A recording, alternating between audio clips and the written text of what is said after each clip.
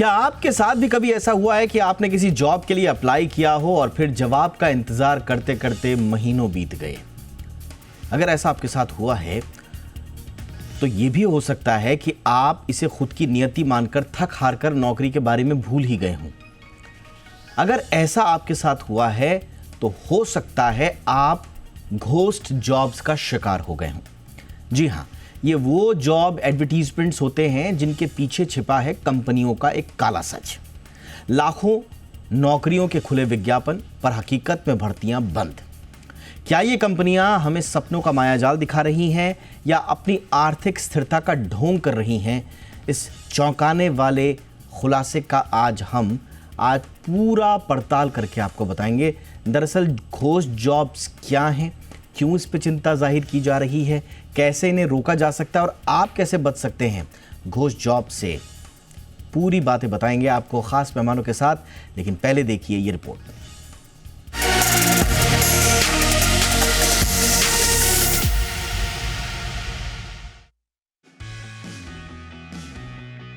नौकरी का ऐड देखते ही मन में एक उम्मीद जगती है। जगे भी क्यों ना, एक नौकरी ही तो बेहतर भविष्य, स्टेबल लाइफ और मनचाही जिंदगी जीने की बुनियाद तय करती है। अक्सर ऐसा होता है कि हम नौकरी की तलाश में विज्ञापनों की खोज में रहते हैं। मिलने पर बायोडाटा अपडेट करते हैं और अप्लाई कर देते हैं। लेकिन कई बार नौकरियों का इश्तिहार देने वाली कंपनी की तरफ से कोई रिप्लाई नहीं आता। दिन, हफ्ते, महीने बीत जाते हैं लेकिन जॉब और कंपनी का कोई अता पता नहीं। इस इंतजार के दिनों में क्या आपको कभी ऐसा महसूस हुआ है कि कुछ तो गड़बड़ है? आखिर क्यों सामने से कोई रिप्लाई नहीं आया? क्या आपको इंटरव्यू के लिए कॉल तक नहीं आना सही है? क्या आपका सिलेक्शन वाकई नहीं हुआ या मामला कुछ और है? ये सारे सवाल वाजिब हो सकते हैं क्योंकि ये बहुत हद तक मुमकिन है कि आप घोस्ट जॉब्स के जाल में फंस गए हो। आइए जानते हैं कि इस काले सच के पीछे की कहानी क्या है। सबसे पहले समझते हैं घोस्ट जॉब्स होती क्या है। दरअसल घोस्ट जॉब्स उन नौकरी विज्ञापनों को कहते हैं जिन्हें कंपनियां जारी तो करती हैं लेकिन वास्तव में उन पदों को भरने का कंपनी का कोई इरादा नहीं होता। यानी ये नौकरियां सिर्फ दिखावे के लिए पोस्ट की जाती हैं। अब आप पूछेंगे कि जब भर्ती का इरादा ही नहीं तो फिर कंपनियां नौकरियों का ऐलान करती ही क्यों हैं? दरअसल यहीं पर घोस्ट जॉब्स के पीछे के छुपे हुए इरादे का माया जाल है। दरअसल कंपनियां जानबूझकर ऐसे पद कई कारणों से निकालती हैं। इसमें एक वजह होती है भविष्य की भर्तियों के लिए संभावित उम्मीदवारों की तलाश करना। कई बार कंपनियां नौकरियों का ऐलान करके जॉब मार्केट का मूड भी भांपती हैं। लेकिन कई बार कुछ कंपनियां अपनी आर्थिक स्थिति को झूठा प्रदर्शन करने के लिए भी ऐसा करती हैं। कई बार छटनी करके अपनी छवि खराब कर चुकी कंपनियां झूठे नौकरी के विज्ञापन निकालकर ये दिखाने की कोशिश करती हैं कि कंपनी की स्थिति अब ठीक हो गई है।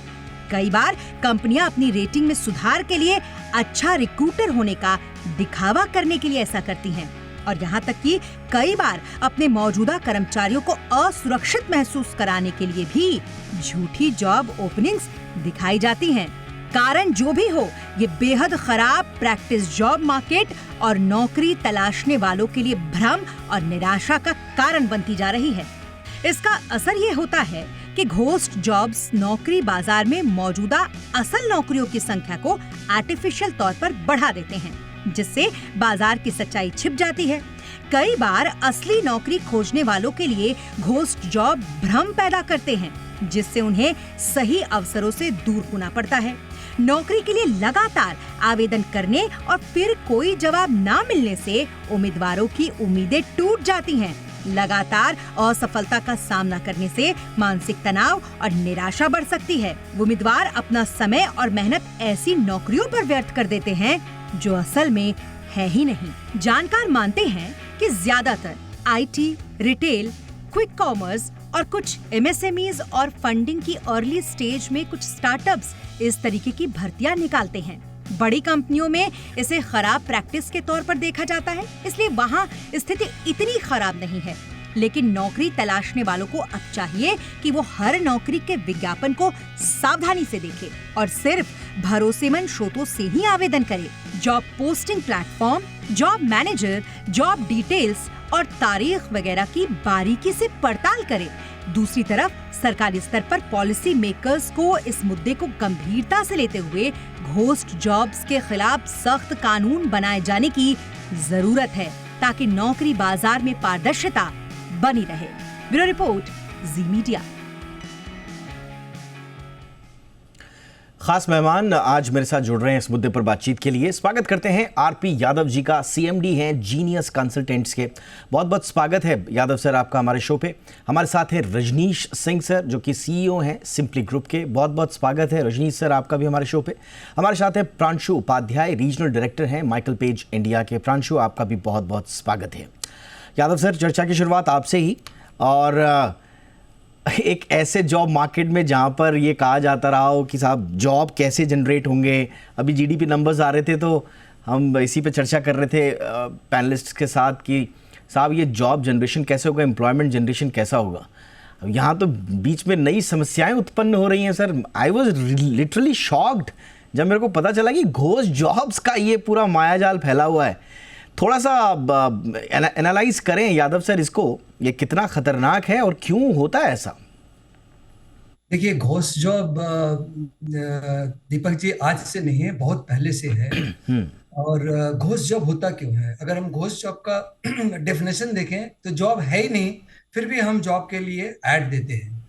तो ये दो तरह का होता है। एक तो एक्चुअल कंपनी होती है जो जॉब निकालती है, जॉब पब्लिश करती है, either on virtual mode social media पर या लिंक्डइन पर या ऑल्सो इन द न्यूज़पेपर में। और दूसरा जो होता है वो बहुत ज़्यादा खतरनाक है, जो इन माय ओपिनियन 30% है।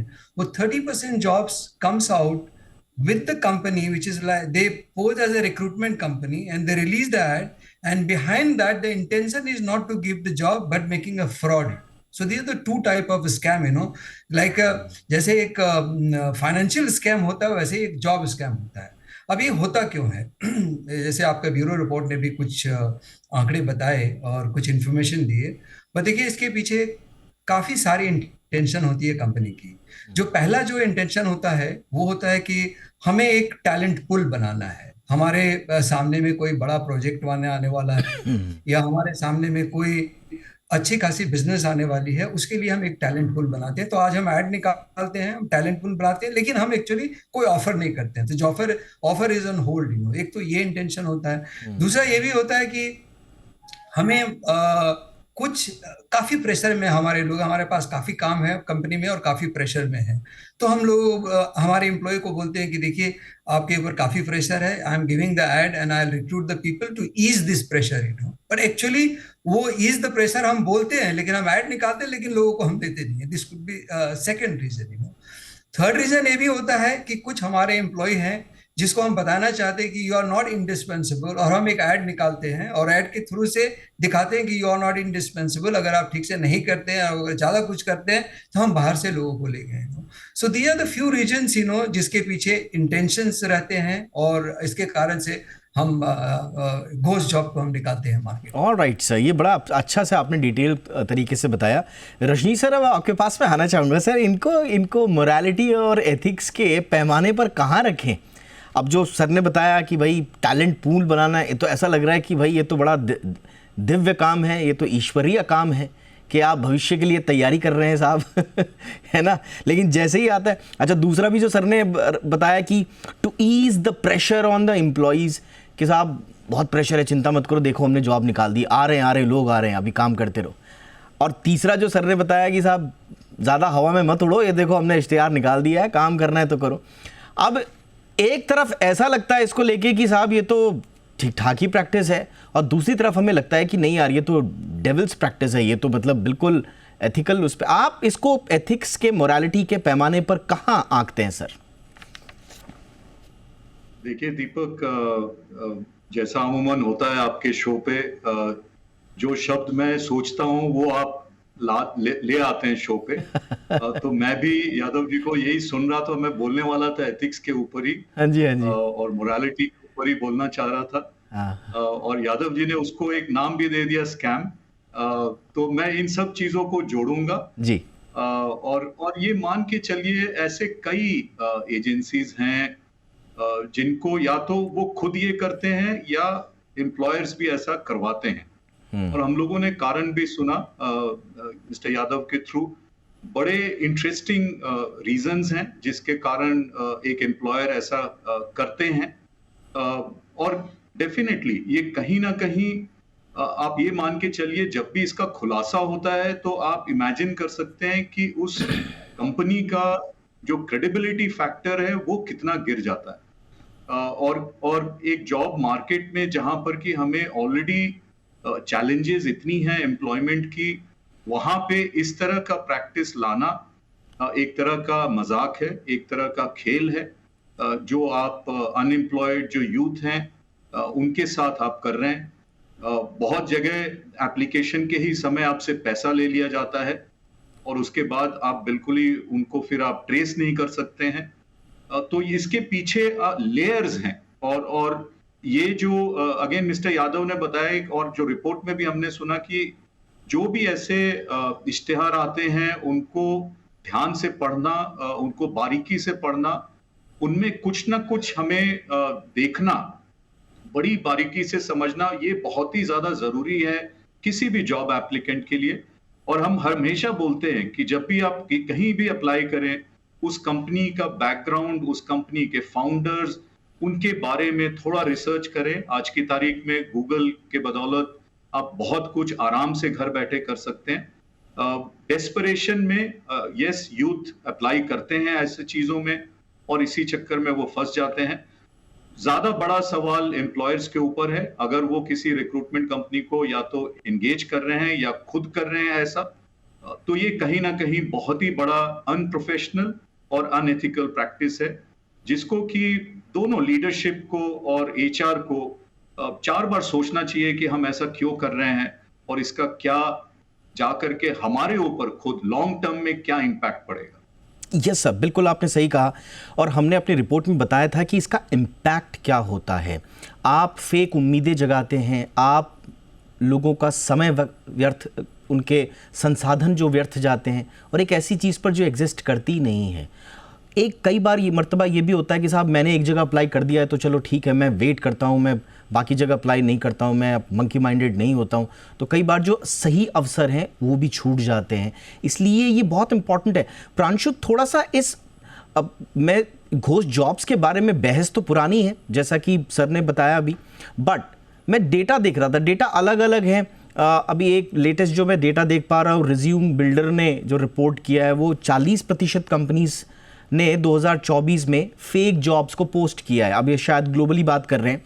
उससे भी ज़्यादा खतरनाक ट्रेंड जो मुझे लग रहा है वो ये लग रहा है कि इस रिपोर्ट के मुताबिक 7 in 10 hiring managers believes that this practice is morally acceptable and beneficial for the business. अब हायरिंग मैनेजर्स अगर ये धारणा उनके दिमाग में चल रही है कि साहब मॉरली एक्सेप्टेबल है और बिजनेस को तो ये आगे ही लेकर जाएगी, तो हम कैसे, थोड़ा कुछ डेटा ड्रिवन अगर आपके पास फैक्ट हो और थोड़ा आपका अपना अनुभव घोस्ट जॉब्स को लेकर क्या है?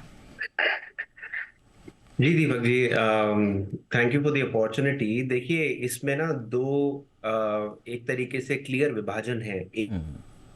मैं बोल रहा हूँ कि देखिए 2 तरीके के इसमें क्लियर विभाजन है, जिसमें कि पहले तो ये कि जहाँ पे एक स्कैम एक अल्टीमेट उद्देश्य है जो कि बिल्कुल ही गलत चीज है और उसको मुझे नहीं लगता कि आजकल कोई भी हायरिंग मैनेजर उस चीज को सपोर्ट करेगा। तो उस ब्रैकेट को अगर हम साइड में रखें तो हम देखते हैं कि ये घोस्ट जॉब्स क्यों पोस्ट किए जाते हैं। हायरिंग मैनेजर जो जस्टिफिकेशन देते हैं कि इसको पोस्ट करना ठीक है, वो एक टैलेंट पाइपलाइन या टैलेंट पूल डेवलप कर।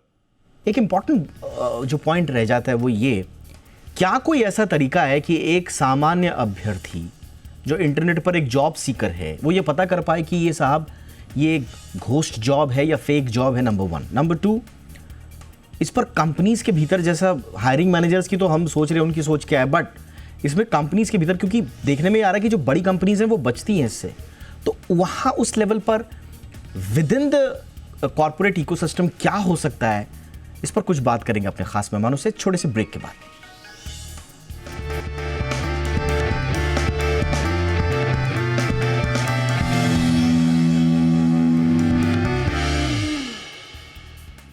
तो जॉब मार्केट पर क्या घोस्ट का साया है, आज हम इसी पे बात कर रहे हैं। ये बड़ी विचित्र सी प्रैक्टिस उभर कर सामने आई है जिसे हम घोस्ट जॉब्स कह रहे हैं। पूरी दुनिया में तो उस पर बहस होती थी, अब भारत में भी इसको लेकर अब चिंताएं व्यक्त की जा रही हैं, इसीलिए आज हम इस पर चर्चा कर रहे हैं।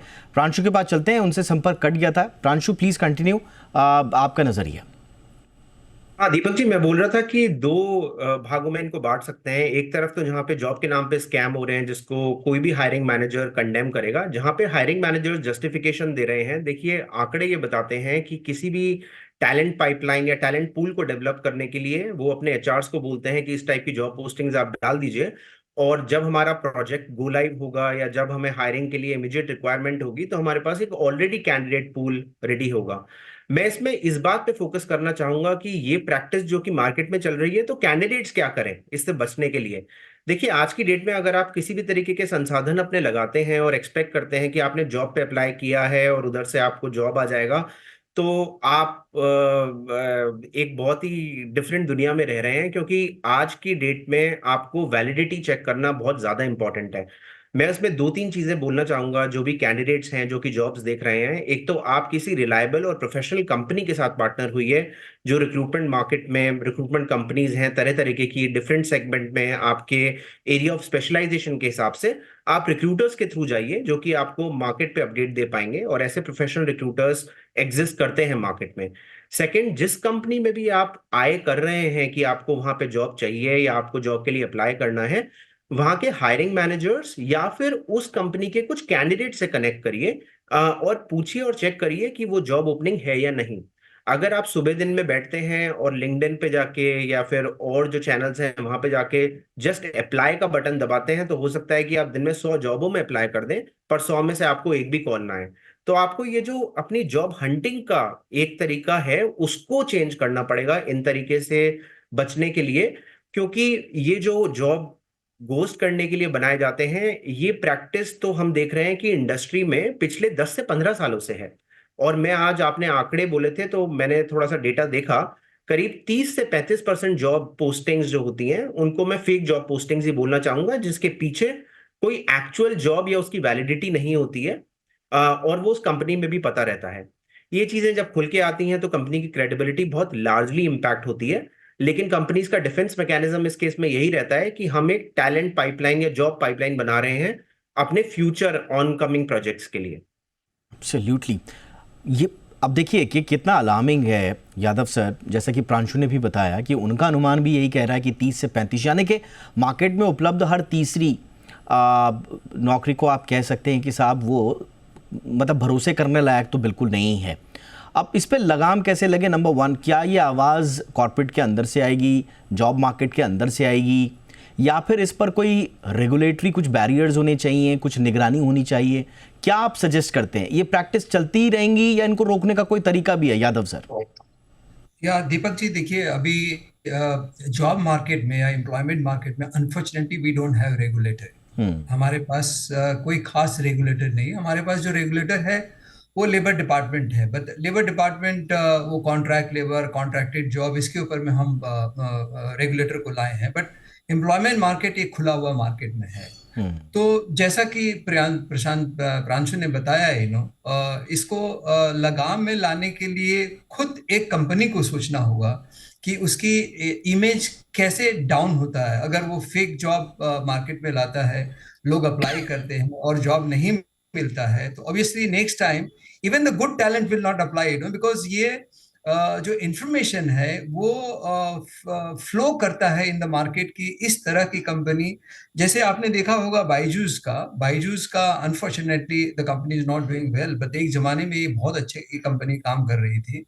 But when it started going down in the market, they came out with a big ad for recruitment, and there was no recruitment. As a result, उनका काफी नाम खराब हुआ, इमेज खराब हुआ, एंड क्या रिजल्ट हुआ वो हम लोग सबको ही जानते हैं। तो इस पर देखिए, लगाम लाने के लिए कोई तो रेगुलेटर नहीं है, बट लगाम खुद को एक कंपनी को लाना होगा। एक तो उनका इमेज डाउन होगा, दूसरा जो उनका जो इंटरनल एम्प्लॉय ये सोचेंगे कि आज ये कंपनी इस तरह का एड निकाल रहे हैं जहां जॉब नहीं है, तो there could be other unfortunate activity in the company. So internally भी उनका इमेज डाउन होता है और एक्सटर्नली तो इमेज डाउन होता ही है, यू नो। तो Absolutely. अभी देखिए ऐसा कोई रेगुलेटेड है इन माय ओपिनियन, इसमें इमेज को रोकने के लिए खुद कंपनी को करना होगा। But you know from the employ side, जो जॉब सीकर साइड से हम ये बोलना चाहेंगे कि इससे आप बचें। और इसको बचने के लिए एक तो देखिए, you go to a good recruiter which Pranshu ने सेड। सेकेंड, जब कोई ऐसा ऐड आता है तो उस ऐड को देखिए। नॉर्मली ये इस तरह का जो ऐड होता है वो बहुत वेग होता है। उसमें लिखा रहेगा we require 300 sales force, you know, we require 300 operation executive, we require 300 technical people. तो ये जो वेग ऐड आता है उसको कभी भी अप्लाई नहीं करना चाहिए। वेग ऐड के साथ में उसमें जो कॉन्टैक्ट नंबर ठीक से नहीं रहेगा, कंपनी की ईमेल नहीं रहेगी, उसमें पब्लिक ईमेल रहेगी, जैसे gmail.com रहेगा या yahoo.com रहेगा। तो इससे उनको बचना चाहिए, नो। यही आई थिंक इसमें अभी सावधानी बरतना जरूरी है। कोई तो रिफॉर्म है नहीं इसके ऊपर। अब ये आपने बहुत इंपॉर्टेंट सजेशंस भी दिए सर, लेकिन आपने जो एक बात बोली कि साहब कंपनीज को ये सोचना पड़ेगा कि उनकी इमेज का क्या होगा। एक फ्लिप साइड इसमें ये है रजनी सर कि मैं तो देख रहा हूँ, पढ़ रहा हूँ कि कंपनीज के जो ह्यूमन रिसोर्स डिपार्टमेंट के एग्जीक्यूटिव्स हैं, सीनियर मैनेजमेंट हैं, टॉप एग्जीक्यूटिव्स हैं, एंड इवन द इन्वेस्टर्स, ये इसी द रिज्यूम बिल्डर की जो रिपोर्ट है उसमें ये खुलासा हुआ है कि इन्हीं लोगों ने सजेस्ट किया है साहब अपनी टीम को कि आप फेक जॉब्स करो। और कारण क्या बताए हैं अलग अलग जगह जो मैं पढ़ रहा हूँ, कारण यही बताएं कि साहब हमारी मार्केट में छवि ठीक नहीं है, लोगों को लग रहा है तो बड़े मंदे चल रहे हैं, चलो कुछ पोस्ट निकालो तो लगेगा लोगों की हाँ भाई कुछ नए प्रोजेक्ट आ गए। कई बार क्या होता है कि ये मास ले ऑफ्स कर लेते हैं, छवि खराब हो जाती है, रेटिंग्स खराब हो जाती हैं, तो ये कहते हैं कि साहब रिक्रूटमेंट निकालो तो इन्वेस्टर्स को थोड़ा भरोसा रहेगा, रेटिंग्स अच्छी हो जाएंगी। तो अगर आपके दिमाग में ही जॉब को लेकर करप्शन है तो फिर उसमें कैसे किया जाए? तो आपको नहीं लगता सर कि एक रेगुलेटरी फ्रेमवर्क या एक थोड़ा सा चेक होना चाहिए, और अगर होगा तो कैसे होगा सर?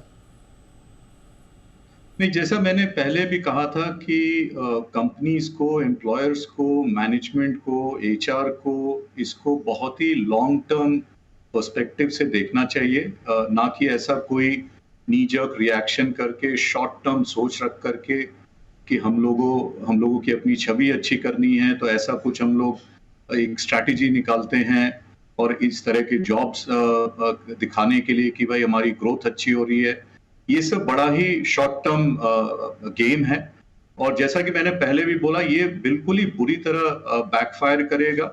और लॉन्ग टर्म के लिए जैसा पहले कहा, क्रेडिबिलिटी बहुत खराब है। यादव जी के एक पॉइंट में मैं ऐड करना चाहता हूं, उन्होंने कहा था कि लगाम एक एम्प्लॉयर लगा सकता है, दूसरा हमें मान के चलना है कि एक प्लेटफॉर्म ऐसा भी है आज की तारीख में ग्लास डोर करके, और उसी की तरह 2-3 और प्लेटफॉर्म्स हैं जो एक्स एम्प्लॉइज होते हैं, वो वहां जाकर के काफी कुछ फीडबैक देते हैं अपने प्रीवियस एम्प्लॉयर के बारे में। ग्लासडोर जैसे प्लेटफॉर्म पे कैंडिडेट्स जाकर के अगर ऐसे कंपनीज के बारे में पोस्ट करेंगे कि उनके साथ क्या हुआ है और उनको किस तरह का धोखा हुआ है, तो कहीं ना कहीं एक लगाम खुद ब खुद कंपनीज पे आएगा। बट ज्यादा इंपॉर्टेंट है, आपका सवाल में वापस आता हूं कि ये कंपनीज को सोचना है कि इस तरह की स्ट्रैटेजी लॉन्ग टर्म में आपको बिल्कुल ही इससे कोई आपको फायदा नहीं मिलने वाला है और इससे ज्यादा घाटा होगा।